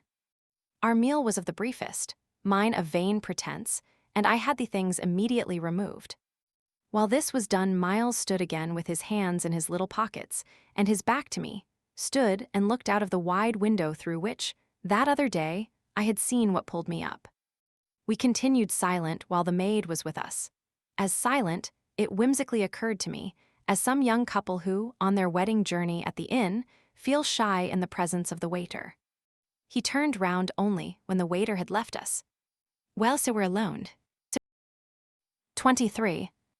Oh, more or less. I fancy my smile was pale. "Not absolutely." "We shouldn't like that," I went on. "No, I suppose we shouldn't. Of course we have the others." "We have the others, we have indeed the others," I concurred. "Yet even though we have them," he returned, still with his hands in his pockets and planted there in front of me, "they don't much count, do they?" I made the best of it, but I felt wan. "It depends on what you call much." "Yes, with all accommodation, everything depends." On this, however, he faced to the window again and presently reached it with his vague, restless, cogitating step. He remained there a while, with his forehead against the glass, in contemplation of the stupid shrubs I knew and the dull things of November. I had always my hypocrisy of work, behind which now I gained the sofa. steadying myself with it there, as I had repeatedly done at those moments of torment that I have described as the moments of my knowing the children to be given to something from which I was barred. I sufficiently obeyed my habit of being prepared for the worst. But an extraordinary impression dropped on me as I extracted a meaning from the boy's embarrassed back, none other than the impression that I was not barred now. This inference grew in a few minutes to sharp intensity, and seemed bound up with the direct perception that it was positively he who was. The frames and squares of the great window were a kind of image, for him, of a kind of failure. I felt that I saw him, at any rate, shut in or shut out. He was admirable, but not comfortable. I took it in with a throb of hope. Wasn't he looking, through the haunted pane, for something he couldn't see? And wasn't it the first time in the whole business that he had known such a lapse? The very first, I found it a splendid portent. It made him anxious, though he watched himself. He had been anxious all day, and, even while in his usual sweet little manner he sat at table, had needed all his small, strange genius to give it a gloss. When he at last turned round to meet me, it was almost as if this genius had succumbed. Well, I think I'm glad Bly agrees with me. You would certainly seem to have seen, these 24 hours, a good deal more of it than for some time before. I hope, I went on bravely, that you've been enjoying yourself. Oh yes, I've been ever so far, all round about miles and miles away. I've never been so free. He had really a manner of his own, and I could only try to keep up with him. Well, do you like it? He stood there smiling, then at last he put into 2 words, do you? More discrimination than I had ever heard 2 words contain. Before I had time to deal with that, however, he continued, as if with the sense that this was an impertinence to be softened. Nothing could be more charming than the way you take it, for of course, if we're alone together now, it's you that are alone most. But I hope, he threw in, you don't particularly mind. Having to do with you, I asked. My dear child, how can I help minding? Though I've renounced all claim to your company, you're so beyond me, I at least greatly enjoy it. What else should I stay on for? He looked at me more directly, and the expression of his face, graver now, struck me as the most beautiful I had ever found in it. You stay on just for that? Certainly. I stay on as your friend, and from the tremendous interest I take in you, till something can be done for you that may be more worth your while. That needn't surprise you. My voice trembled so that I felt it impossible to suppress the shake. Don't you remember how, told you, when I came and sat on your bed the night of the storm, that there was nothing in the world I wouldn't do for you? Yes, yes. He, on his side, more and more visibly nervous, had a tone to master, but he was so much more successful than I that, laughing out through his gravity, he could pretend we were pleasantly jesting. Only that, I think, was to get me to do something for you. It was partly to get you to do something, I conceded. But you know, you didn't do it. Oh, yes, he said with the brightest superficial eagerness, you wanted me to tell you something. That's it. Out straight out. What you have on your mind, you know. Ah then, is that what you've stayed over for? He spoke with a gaiety through which I could still catch the finest little quiver of resentful passion. But I can't begin to express the effect upon me of an implication of surrender even so faint. It was as if what I had yearned for had come at last only to astonish me. Well, yes, I may as well make a clean breast of it, it was precisely for that. He waited so long that I supposed it for the purpose of repudiating the assumption on which my action had been founded, but what he finally said was, do you mean now here? There couldn't be a better place or time. He looked round him uneasily, and I had the rare, the queer, impression of the very first symptom I had seen in him of the approach of immediate fear. It was as if he were suddenly afraid of me, which struck me indeed as perhaps the best thing to make him. Yet in the very pang of the effort I felt it vain to try sternness, and I heard myself the next instant so gentle as to be almost grotesque. You want so to go out again? Awfully. He smiled at me heroically, and the touching little bravery of it was enhanced by his actually flushing with pain. He had picked up his hat, which he had brought in, and stood twirling it in a way that gave me, even as I was just nearly reaching port, a perverse horror of what I was doing. To do it in any way was an act of violence, For what did it consist of but the obtrusion of the idea of grossness and guilt on a small, helpless creature who had been for me a revelation of the possibilities of beautiful intercourse? Wasn't it base to create for a being so exquisite a mere alien awkwardness?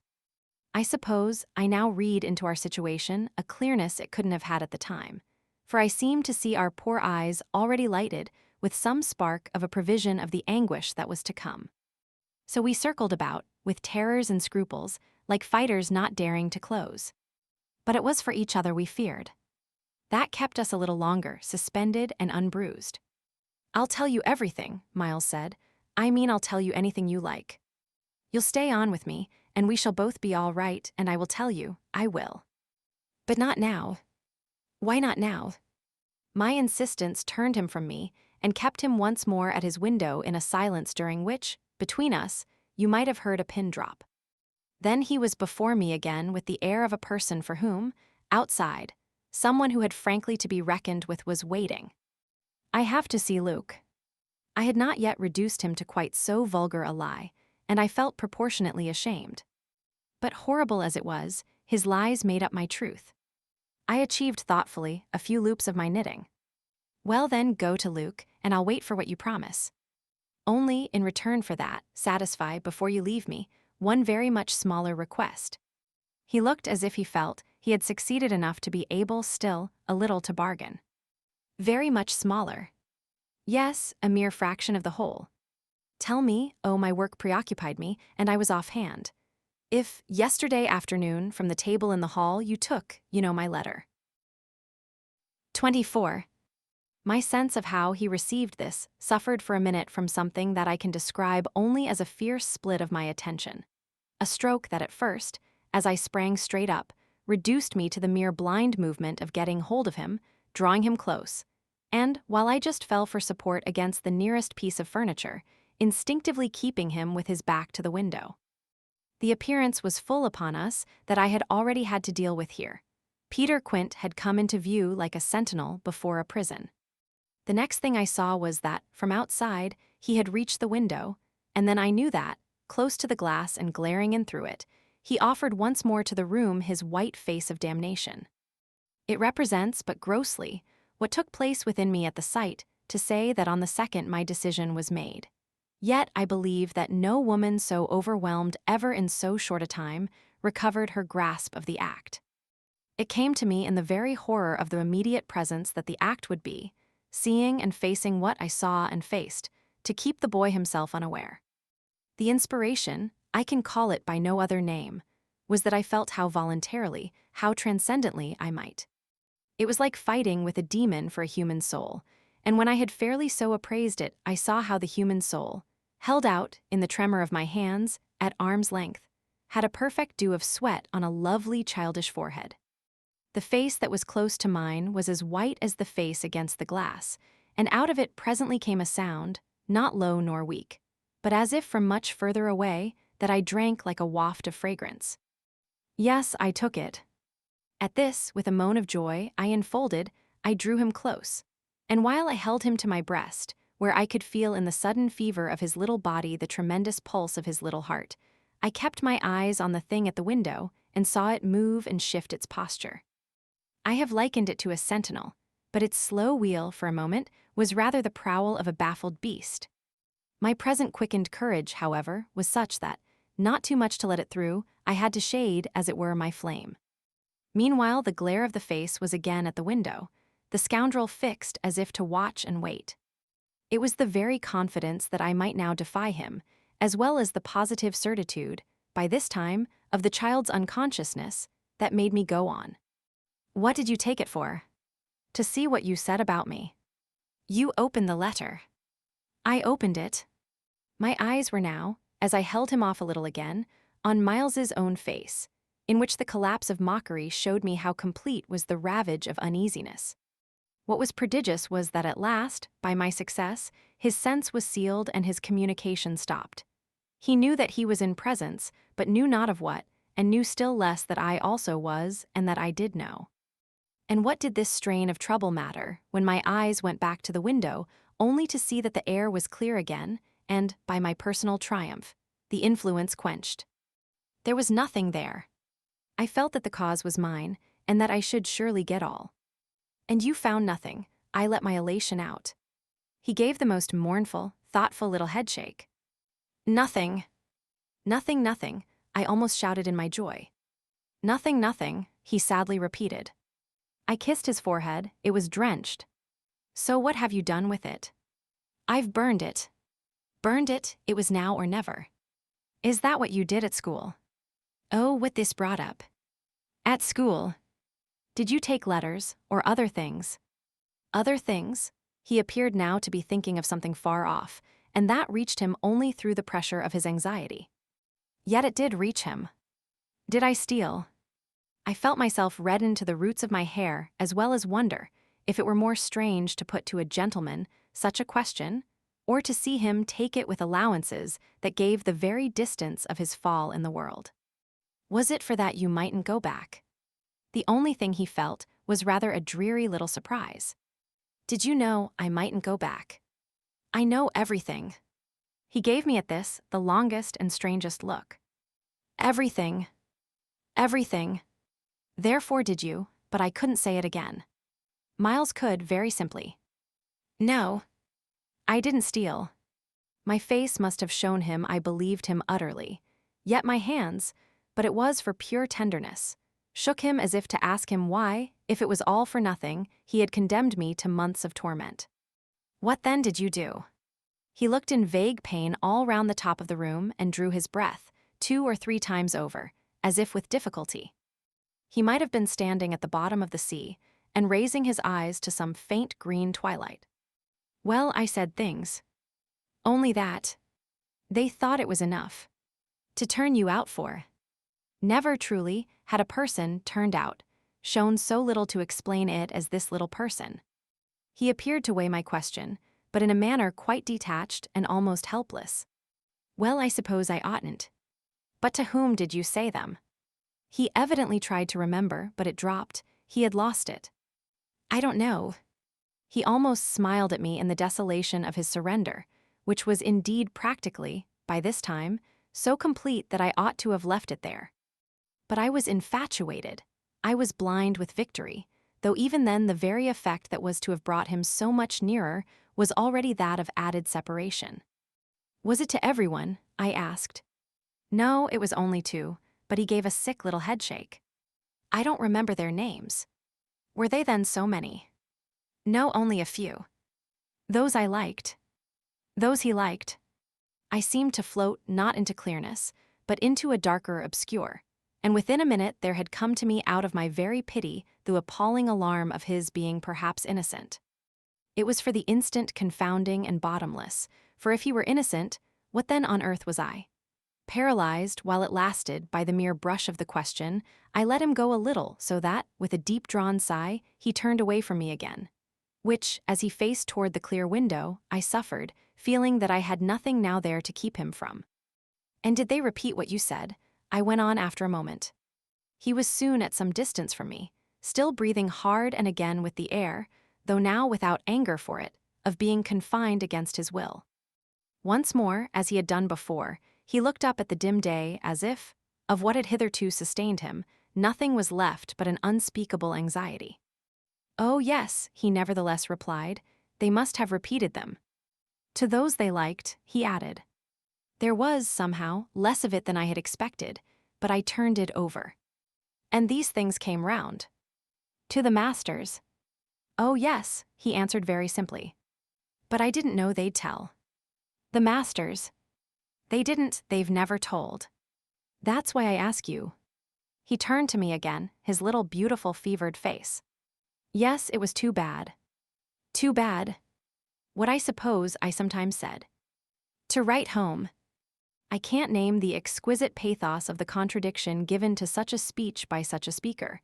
I only know that the next instant I heard myself throw off with homely force, stuff and nonsense. But the next after that, I must have sounded stern enough. What were these things? My sternness was all for his judge, his executioner. Yet it made him avert himself again, and that movement made me, with a single bound and an irrepressible cry, spring straight upon him. For there again against the glass, as if to blight his confession and stay his answer, was the hideous author of our woe, the white face of damnation. I felt a sick swim at the drop of my victory and all the return of my battle, so that the wildness of my veritable leap only served as a great betrayal. I saw him, from the midst of my act, meet it with a divination, and on the perception that even now he only guessed, and that the window was still to his own eyes free, I let the impulse flame up to convert the climax of his dismay into the very proof of his liberation. "No more, no more, no more," I shrieked as I tried to press him against me to my visitant. "Is she here?" Miles panted as he caught with his sealed eyes the direction of my words. Then as his strange, she staggered me, and with a gasp I echoed it, "Miss Jessel, Miss Jessel." He with a sudden fury gave me back. I seized, stupefied, his supposition, some sequel to what we had done to Flora, but this made me only want to show him that it was better still than that. "It's not Miss Jessel. But it's at the window, straight before us. It's there, the coward horror, there for the last time." At this, after a second in which his head made the movement of a baffled dog on a scent, and then gave a frantic little shake for air and light, he was at me in a white rage, bewildered, glaring vainly over the place and missing wholly, though it now, to my sense, filled the room like the taste of poison, the wide, overwhelming presence. "It's he." I was so determined to have all my proof that I flashed into ice to challenge him. "Whom do you mean by he?" "Peter Quint, you devil." His face gave again, round the room, its convulsed supplication. "Where?" "They are in my ears still, his supreme surrender of the name and his tribute to my devotion." "What does he matter now, my own? What will he ever matter?" "I have you," I launched at the beast, "but he has lost you forever."